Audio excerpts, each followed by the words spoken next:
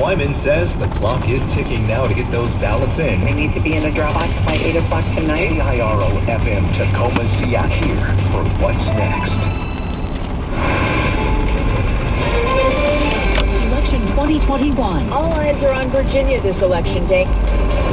Pfizer COVID shot for kids. CDC advisors voted unanimously. Climate conference wraps up in Scotland. I think we got a lot done.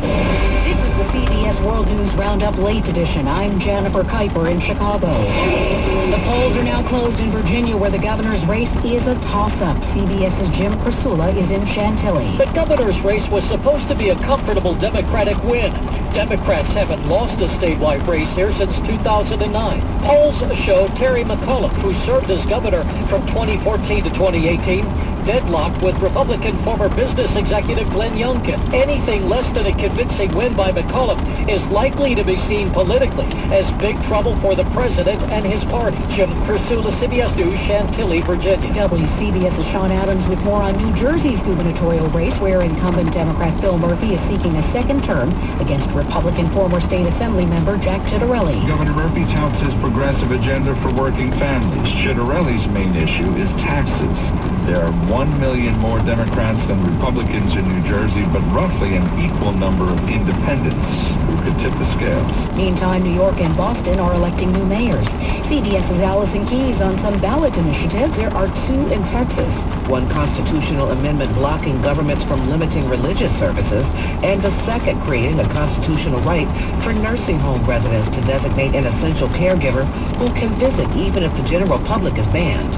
In New York, voters are considering making the pandemic policy allowing anyone to cast an absentee ballot permanent. A CDC advisory panel recommends Pfizer's COVID shot for kids 5 to 11.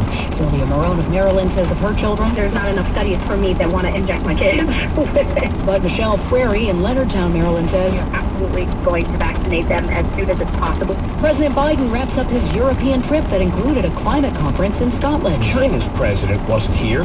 Neither was Russia's. We showed up. And the president says America got a lot done at COP26. Mr. Biden announced his intention to lead the U.S. on a path to net zero emissions by the year 2050. He told a news conference here, the attitudes of climate change skeptics are changing. They're seeing a whole range of things occurring around the world that haven't happened. And it's sort of like, whoa. The fate of Mr. Biden's climate agenda rests with Senator Joe Manchin. The president says he believes the West Virginia Democrat will support the Build Back Better bill. Stephen Portnoy, CBS News, Edinburgh, Scotland. On Wall Street today, the Dow closed up 139 points. NASDAQ ended up 54. Now this.